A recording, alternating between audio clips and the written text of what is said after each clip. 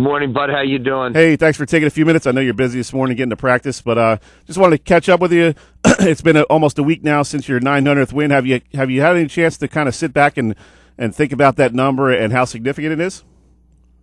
I'm sorry, I lost you for a minute. It connected over to my car. Oh, I apologize. I didn't hear your question. Yeah, I was just saying, you've had about a week to think about the 900th win. What are your thoughts on that now that you've had some time to think about it? Well, what I said that night, which is really the way I feel about it, I think it's a lot of wins. I get it. Mm-hmm. But more impressively, it's a lot of years.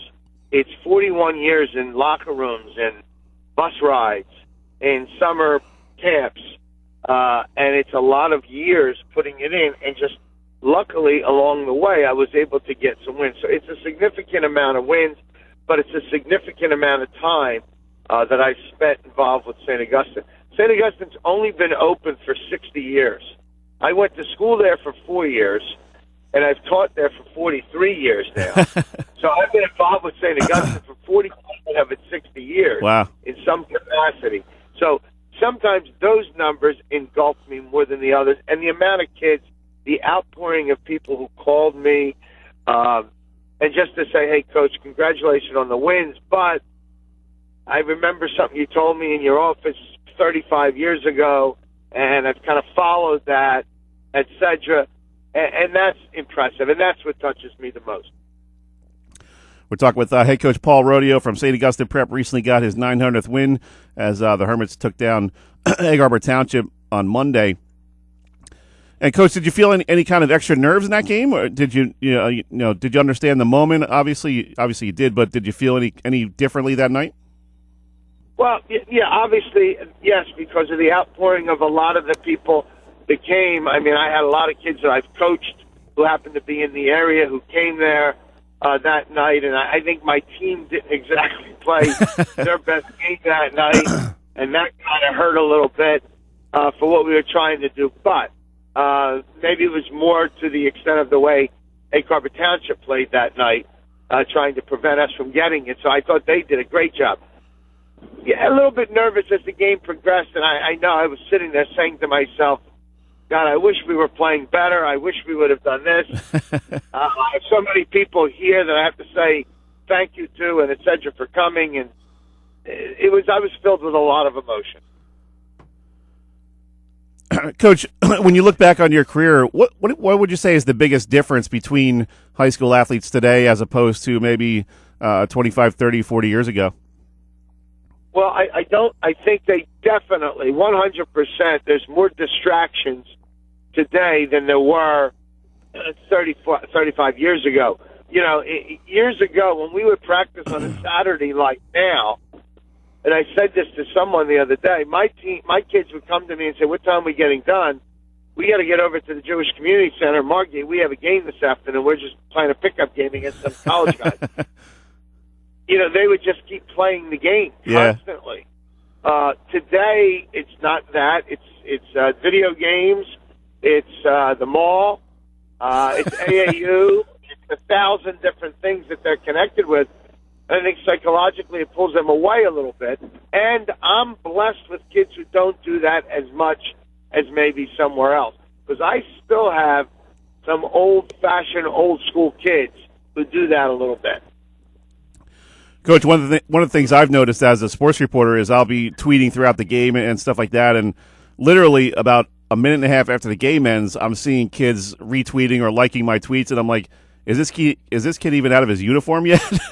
Like, I guess that you probably see that in the locker room. They're going right to their phones.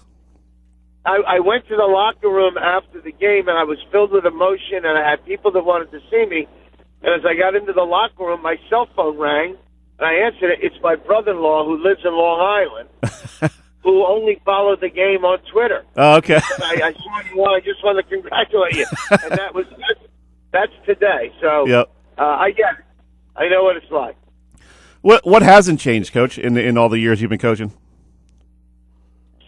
I think you still have, and again, I'm a little bit different than maybe everyone else. I still have 7, 8 kids that are old-fashioned, surprised they're not wearing black cons, black number speakers, Yep. that still understand the fundamentals, you still have a group of kids who understand the importance of what it is and will hang on to every word that I'm saying, even after a game, sitting down. Coach, what did I do? What should we have done in that particular situation? So I think you still have a group of kids that are living in 1967 and trying to watch Hoosiers. That part. I think the thrill of high school sports is still there. The excitement of playing with a group of kids that is going to change your life positively or negatively. And, one of my famous quotes to my guys is, you're 4 months away from putting your arm on a bar and becoming me and talking about what should have happened. And I think they still are living that way, and I still have a group of kids that engulf the moment and the situation of what's involved in high school sports. Talk with Coach Paul Rodio from St. Augustine Prep. Recently got his 900th win. And, Coach, just in terms of the X's and O's of basketball, is it difficult to get kids of this generation to buy into some of the things that aren't as glamorous, the backdoor cuts, the baseline screens, things like that? I mean, that's not as cool as, sinking a three-pointer. Yes and no. I think our system that we have tried it's worked very well for the last 3 years. We were 84-5 in 3 years. Yep. So obviously whatever we were doing worked pretty well. And I think our kids buy into it. I could probably go into practice today and tell them, look, we play Atlantic City on Tuesday. It's in our best interest to come down and throw it out of bounds the first 3 times. And they would throw it out of bounds the first 3 times. So they listen to what I'm trying to say the best that they can. Right. And I think in my case, again, I'm a little bit more blessed than maybe someone else because they are listening to what we try to do. The game is definitely different. We're not here for glamour. We're here for W's. They get it. I think they believe that. They buy in. We have a different game plan every night. This is what we got to do to beat this team. And my kids traditionally buy in. I think that's why they've been successful. So, no, it has not been, for me, as difficult to teach. I told them we're going to have a delay against Atlantic City and just not going to shoot it. We're going to do this. But they would do it in 2 seconds and believe that's their best chance to win. But I don't think you have that all over the place. Excuse me. Coach, what's that like to be the team that everyone wants to beat? The big guy on the block. Everybody that plays you, if they beat you, it's one of their biggest wins of the season. How do you deal with that in terms of expectations from your guys and to get them to understand that throughout the season everyone's going to bring their best effort against you guys? Well, literally since before our season started, when we sat around and talked in the lunchroom or in my office, those are the things we talked about. You have the X on your back. Everybody's coming after you, from the real good teams to the bad teams. Everybody's going to make their season by beating you. And they go in understanding and appreciating that. They know that. But I also complement that with, that's why you came to St. Augustine. It's not just a game on a Tuesday night in such and such a gym. It's a big game for the other team. So we have to be ready 26 nights.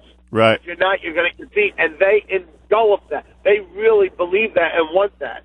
And they believe that's what's part of, I don't want to compare it to Duke. I'm not saying we're Duke. But it's like that. You beat Duke, you want a big game. Sure, and they get the best shot every night also. So that's how we are, and that's how it works. I think the kids like it that way. Coach, real quick before we let you go, I thought one of the cool moments was after the game you got to spend some time with your wife and your children and even your grandchildren, and that kind of puts it in perspective when little grandchildren come up and they have no idea what a 900 win means. They just want to see Pop-Up, and they're happy to see you. No, there's no question about it. I mean, it's funny because little kids say different things. And my one granddaughter's about, I don't know what she is, 7 or 8 years old, and she came up to me the day after, and she called me, she said, Pop-Up, my teacher saw you in the paper.